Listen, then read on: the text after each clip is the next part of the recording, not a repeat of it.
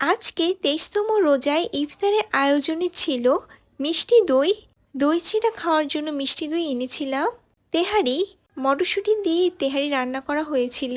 গুঁড়ো পেঁয়াজু, ঝুরা মাংসের হালিম, ধনেপাতা দিয়ে গার্নিশ করা, আর ছিল মুরগির ঘিলা কলিজা আলু দিয়ে রান্না করা, paratha, chicken sandwich lots of mayonnaise দিয়ে, মোটা জিলাপি, শসা, আর ছিল খেজুর।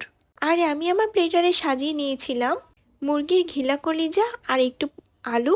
আরেকটি প্লেটে নিয়েছিলাম একটি চিকেন স্যান্ডউইচ। এই চিকেন স্যান্ডউইচটি অনেক বেশি মজাদার ছিল এবং হোমমেড স্যান্ডউইচ কিন্তু আসলেই বেস্ট হয়। আর নিয়েছিলাম মোটা জিলাপি, 2 পিস পরোটা, গুঁড়ো পেঁয়াজু, শসা, খেজুর। আলহামদুলিল্লাহ, আজকের ইফতার সুন্দরভাবে সম্পন্ন হলো।